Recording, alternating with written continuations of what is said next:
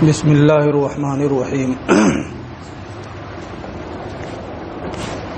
وَأَمَّا أَنَّهُ هَلْ يَجُوزُ ذَلِكَ فَفِيهِ خِلَافٌ بَيْنَ الْعُلَمَاءِ وَالْحَقُّ الْجَوَازُ۔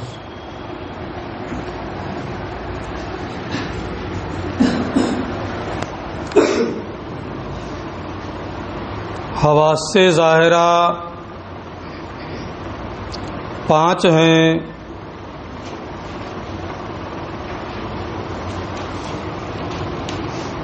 السمع والبصر والشم والذوق واللمس۔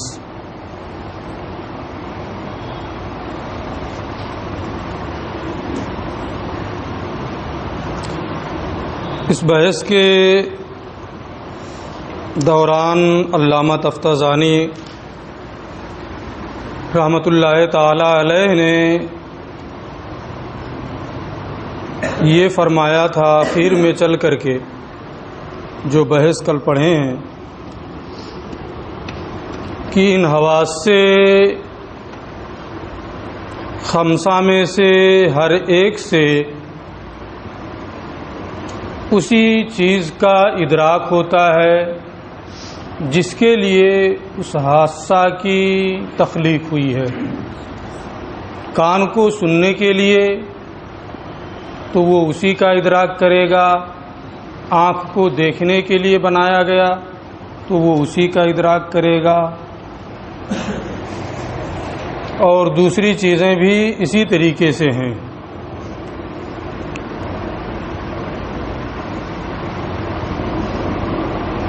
ان حواس میں سے کسی کے ذریعے سے اس چیز کا ادراک نہیں ہوگا جس کا دوسرے سے ادراک ہوتا ہے۔ یعنی عادتاً ایسا نہیں ہوتا ہے کہ کان سے دیکھنے کا کام انجام پائے، آنکھ سے سننے کا کام انجام پائے وغیرہ ذالک۔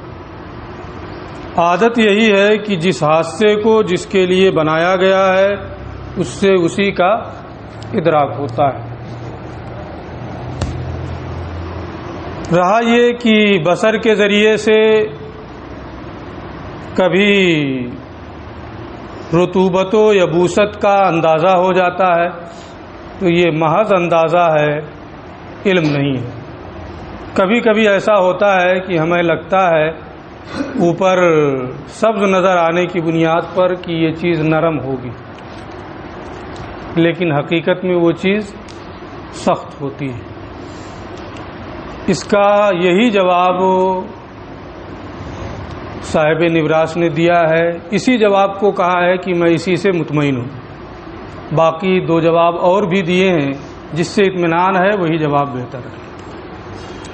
ایک بات یہاں یہ زیر بحث آتی ہے کہ جو حادثہ جس کام کے لیے بنایا گیا ہے اس سے اسی چیز کا ادراک ہوگا،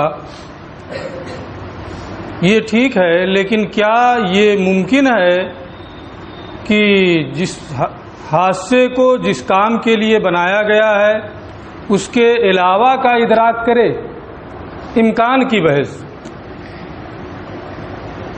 یہ کہتے ہیں کہ اس سلسلے میں علماء اہل سنت اور معتزلہ کا اختلاف ہے۔ معتزلہ یہ کہتے ہیں کہ ایسا ممکن نہیں ہو سکتا ہے کہ آنکھ کو دیکھنے کے لیے بنایا گیا تو وہ سننے کا کام دے۔ اہل سنت کا موقف اس سلسلے میں یہ ہے کہ یہ ممکن ہے، ایسا ہو سکتا ہے کہ جس کے لیے کسی کو بنایا گیا ہے وہ دوسرے کا کام انجام دے، دوسرا کام کرے۔ یہی بحث یہ یہاں کر رہے ہیں۔ وَأَمَّا أَنَّهُ هَلْ يَجُوزُ ذَلِكَ، لیکن یہ بات کہ کیا ایسا ممکن ہے، ممکن عقلی، کیا یہ جائز ہے کہ جس حادثے کو جس کے لیے نہیں بنایا گیا ہے وہ اس چیز کا ادراک کرے؟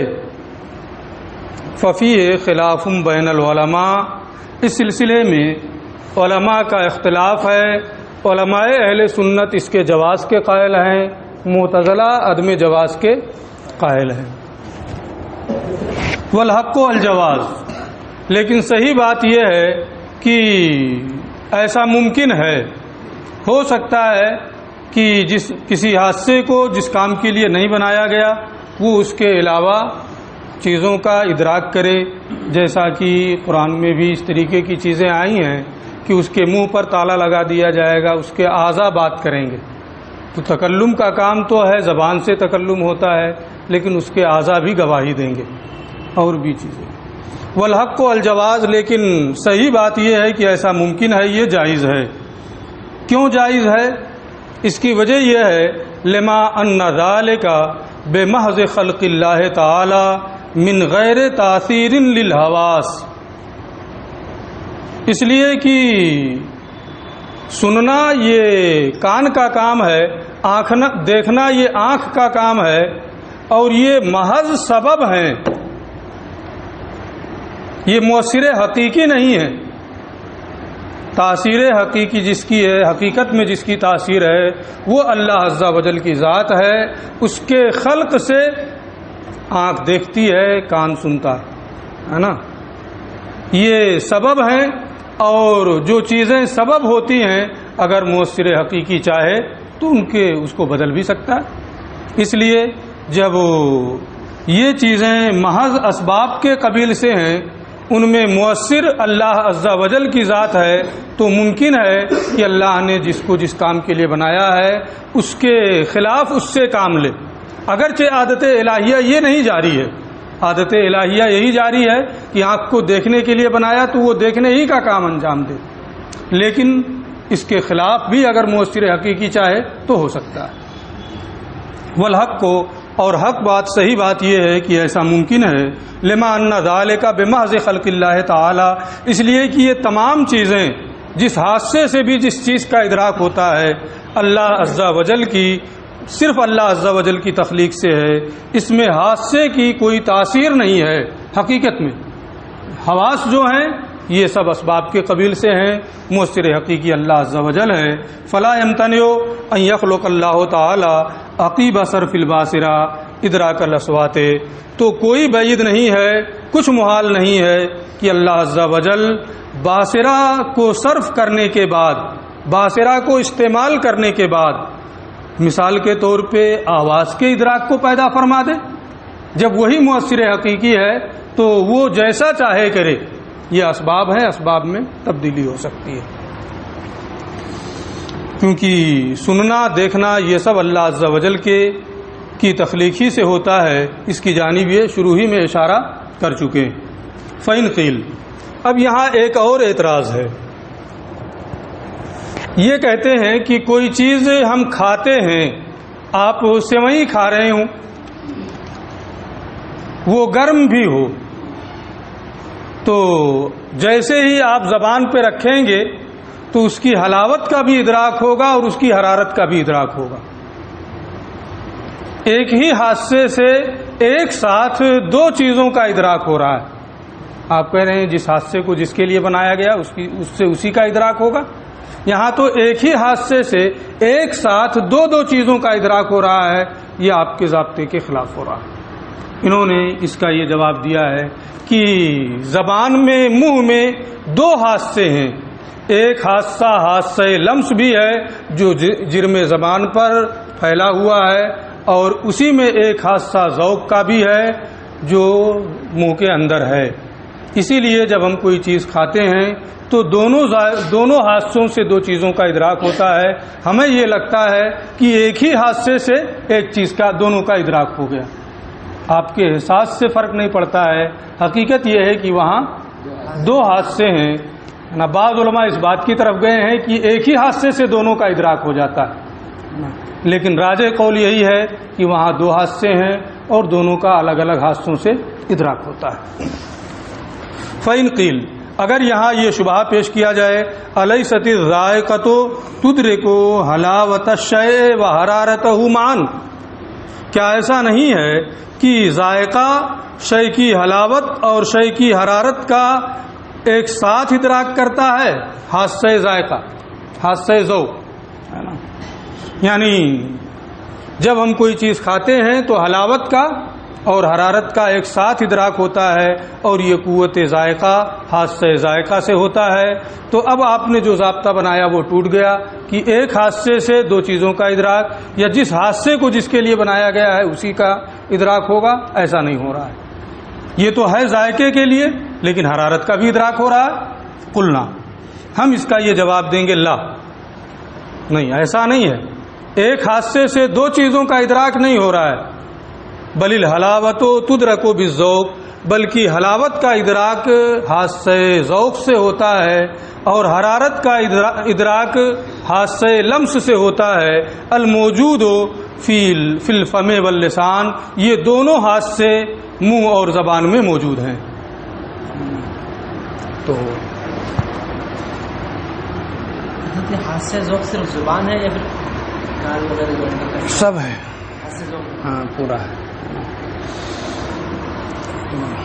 یہاں یہ حادثہ کی جو بحث ہے حواس خمسہ ظاہرہ کی، یہ بحث پوری ہو گئی.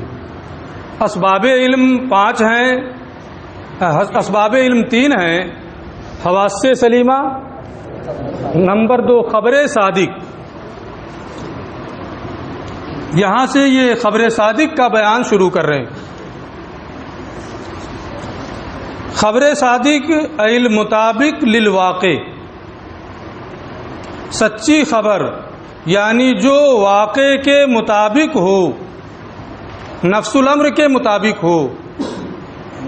اگر نفس الامر اور واقع کے مطابق ہے تو اسے کیا کہیں گے؟ خبر صادق کہیں گے. اور اگر واقع اور نفس الامر کے مطابق نہیں ہے تو اس کو کہیں گے کہ یہ خبر کاذب ہے. یہاں انہوں نے ایک دوسری بحث چھیڑی ہے.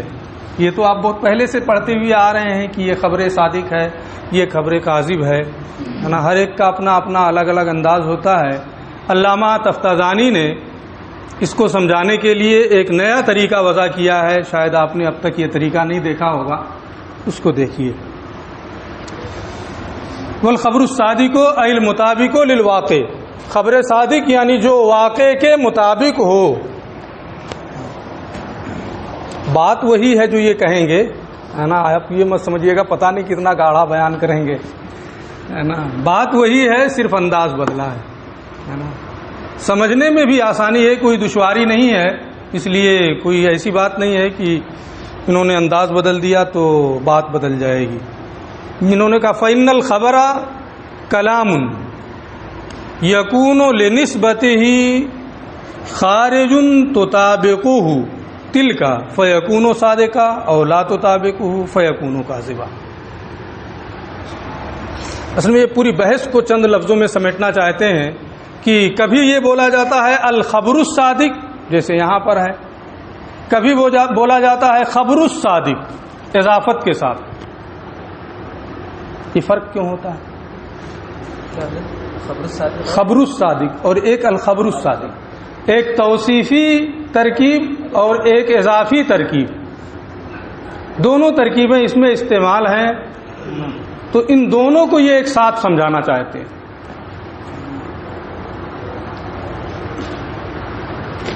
اس کے لیے انہوں نے یہ کہا کہ خبر یہ کیا ہے؟ کلام ہے. فإن الخبر کلام. اور کلام کے بارے میں آپ کو سب کو یہ معلوم ہے کہ جو 2 یا 2 سے زیادہ کلموں پر مشتمل ہو اسے کیا کہتے ہیں؟ کلام کہتے ہیں. جیسے زید عالم، زید لیس بعالم. تو ایک ہوتی ہے نسبت کلامیہ، ایک کیا ہے؟ نسبت کلامیہ. نسبت کلامیہ کہتے ہیں کہ وہ اسنادی خبر جس میں ایک کا مفہوم دوسرے کے لیے ثابت مانا جائے یا ایک کا مفہوم دوسرے سے ثابت نہ مانا جائے، ایک کے مفہوم کی دوسرے سے نفی کی جائے. یہ کیا ہے؟ نسبت کلامیہ. وہ خبری اسناد ہے نا. اسناد خبری انشائی نہیں، وہ خبری اسناد کہ جس میں ایک کا مفہوم دوسرے کے لیے ثابت مانا جائے یا ایک مفہوم کی دوسرے سے نفی کی جائے. زید عالم، یہ بھی اسناد خبری ہے، نسبت کلامی ہے، ایک کو دوسرے کے لیے ثابت مانا جا رہا. زید لیس بعالم، یہ بھی نسبت کلامی ہے، ایک کے مفہوم کی دوسرے سے نفی کی جا رہی ہے. تو یہ نسبت کلامی ہے. یہ نسبت کلامی جو ہوئی زید عالم زید لیس بعالم، اس نسبت کلامی کے لیے ایک نسبت خارجی بھی ہوتی. یہ تو صرف کلام کی نسبت ہوئی، زید عالم زید لیس بعالم، نسبت ہے نا. ابھی اس میں خارج سے واقع کے مطابق ہونے سے بحث نہیں ہے. یہ نسبت کلامی ہے کہ ایک کا مفہوم دوسرے کے لیے ثابت مانا جائے یا ایک کے مفہوم کی دوسرے سے نفی کی جائے. اور پھر اس کی ایک نسبت خارجی ہوتی ہے. خارج میں کیا ہے، واقع میں کیا ہے. اب وہاں یہ دیکھا جاتا ہے کہ جو نسبت کلامی ہے اس کا تعلق نسبت خارجی سے کیسا ہے. نسبت کلامی اور نسبت خارجی دونوں ثبوتی ہیں یا دونوں سلبی ہیں یا ایک ثبوتی اور ایک سلبی.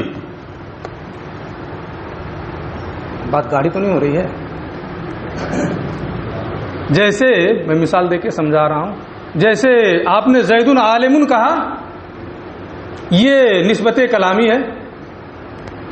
اب خارج میں بھی زید عالم ہے یا نہیں؟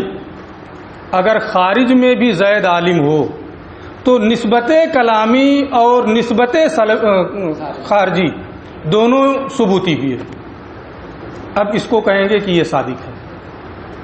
جب نسبت کلامی اور نسبت خارجی دونوں ثبوتی ہوں یا دونوں سلبی ہوں تو اس کو کہا جاتا ہے کہ یہ صادق ہے. زید عالم یہ نسبت کلامی ہے، خارج میں بھی زید عالم ہے، تو دونوں ثبوتی ہو گئے، اس لیے اس کو کہیں گے کہ یہ صادق ہے. ایسے ہی زید لیس بعالم، زید لیس بعالم یہ نسبت کلامی ہے، خارج میں بھی زید عالم نہ ہو تو دونوں کیا ہو گئے، سلبی ہو گئے. اب یہ خبر کیا ہے، صادق ہے. آپ نے کہا زید عالم زید عالم ہے، یہ نسبت کلامی جو ہے ثبوتی ہے، لیکن خارج میں زید جاہل ہے، دونوں الگ الگ ہو گئے. نسبت کلامی ثبوتی ہے اور نسبت خارجی جو ہے وہ سلبی ہے، اس لیے اب یہ خبر جو ہوگی وہ کیا ہوگی، کاذب ہوگی. ایسے ہی آپ نے کہا زید لیس بعالم، تو زید لیس بعالم یہ نسبت کلامی ہے، خارج میں زید عالم ہو تو وہ ثبوتی ہو گیا. اب یہ خبر کیا ہوگی، کاذب ہوگی. تو کلام کے لیے ایک نسبت کلامی ہوتی ہے، خبر کے لیے ایک نسبت کلامی ہوتی ہے، اور ایک نسبت خارجی ہوتی ہے. نسبت کلامی کا معنی میں نے بتا دیا ہے. اگر نسبت کلامی اور نسبت خارجی دونوں ثبوتی یا دونوں سلبی ہوں تو ایسی صورت میں وہ کلام صادق ہوتا ہے، وہ خبر صادق ہوتی ہے. اور اگر دونوں سلبی ہوں تو بھی وہ صادق ہے، لیکن اگر ایک ثبوتی اور ایک سلبی ہے تو ایسی صورت میں وہ کیا ہوگا، کاذب ہوگا. اس صورت میں جو یہ تفصیل میں نے بیان کی، یہ صدق و کذب جو ہے یہ خبر کی صفت ہے، اور اس تفصیل کے مطابق موصوف صفت کی ترکیب استعمال کی جائے گی. الخبر الصادق، یہ خبر صادق ہے، یعنی نسبت کلامیہ جو ہے وہ واقع نسبت خارجیہ کے مطابق ہے نا. الخبر الصادق، پہلے اتنا دیکھ لیں پھر دوسرا والا دیکھ لیں. فإن الخبر، کیونکہ خبر کلام ایسا کلام ہے، یکون لنسبت ہی خارج، جس کی نسبت کے لیے ایک خارج ہے، یعنی ایک نسبت کلامیہ ہے اس کے لیے اور ایک نسبت خارجیہ ہے.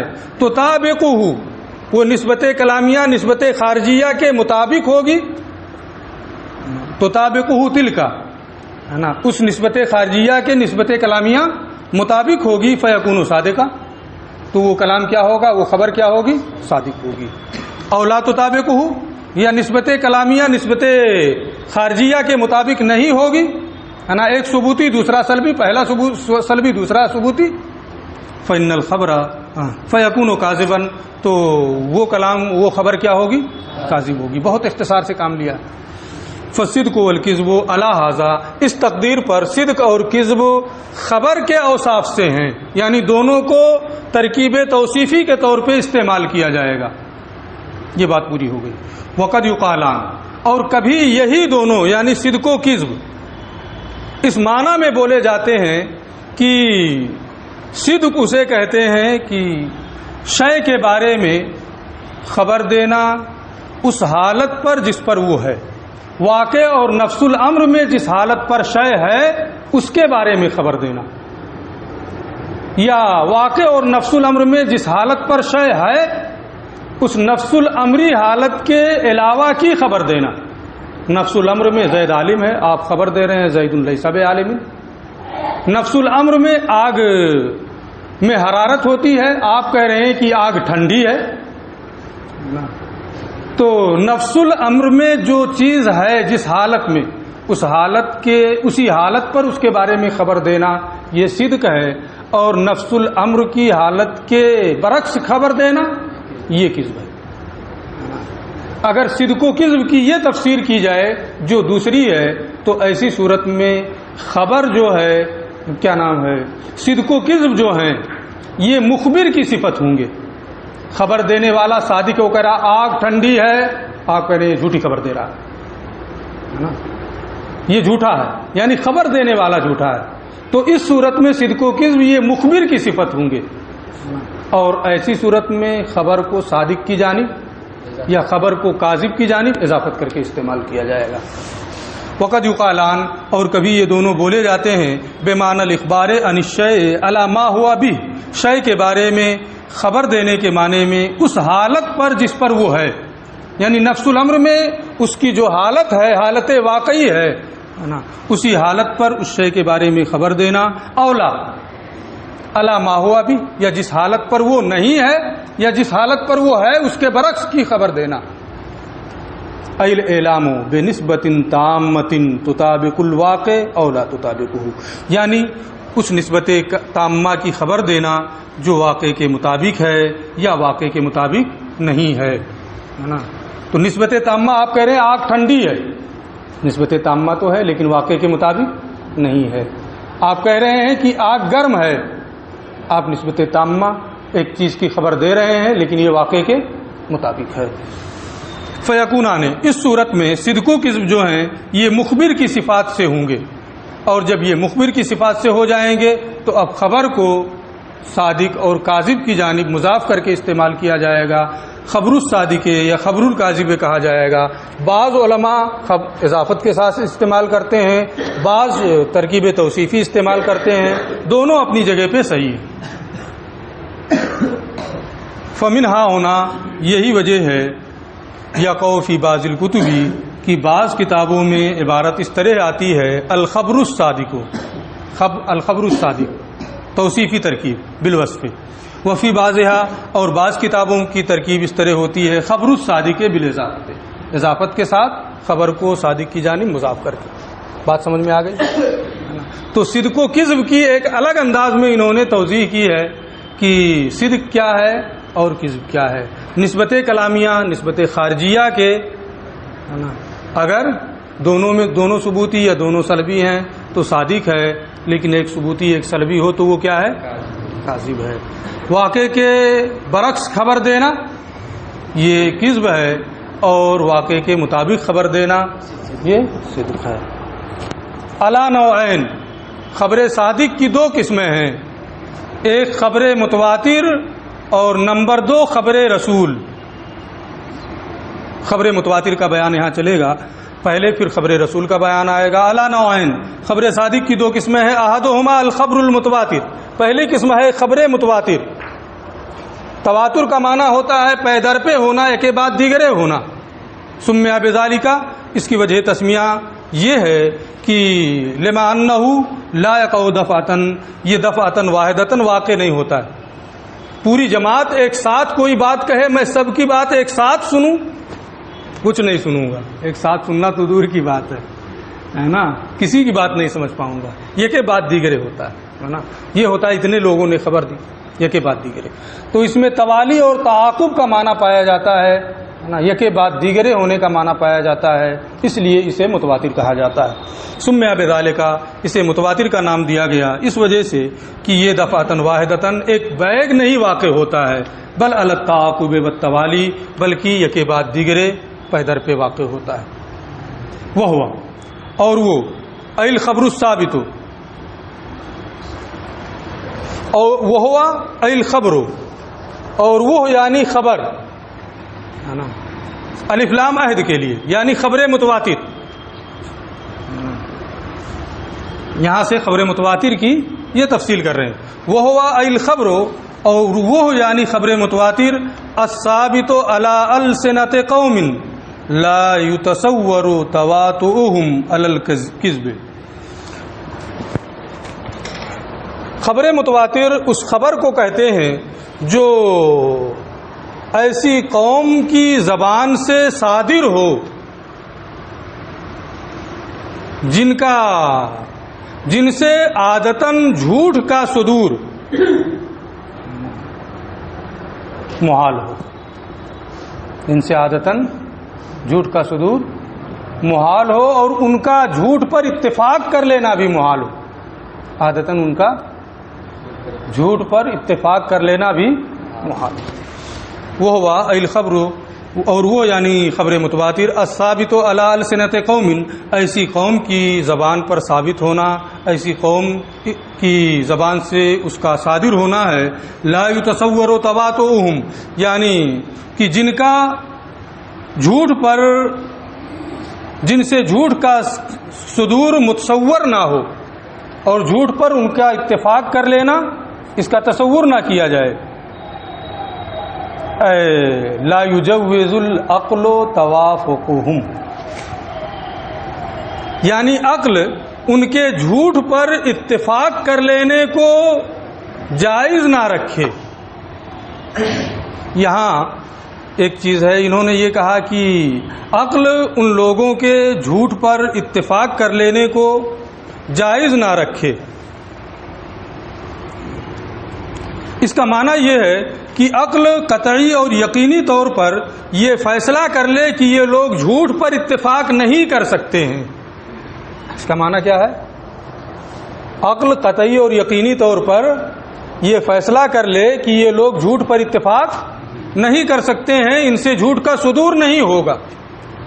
رہا یہ کہ عقلی طور پر اس کا امکان ہے کہ نہیں، تو عقلی طور پہ تو امکان پایا جائے گا. تو یہاں اس کا ظاہری معنی کہ عقل اس کو جائز ہی نہ رکھے، عقل اس کو محال جانے، یہ معنی نہیں ہے. عقلی طور پر تو امکان ہے کہ وہ لوگ جھوٹ پر اتفاق کر لیں، ہے نا. عادتاً اس کا امکان نہیں ہوتا ہے، ان کا جھوٹ پر اتفاق کر لینا یا ان سے جھوٹ کا صادر ہونا عادتاً یہ چیز نہیں ہوتی ہے نا. اس لیے یہاں انہوں نے جو یہ فرمایا ہے لا یجوز العقل توافقهم، اس کا معنی یہ ہے کہ عقل قطعی اور یقینی طور پر یہ فیصلہ کر لے کہ یہ لوگ جھوٹ پر اتفاق نہیں کریں گے.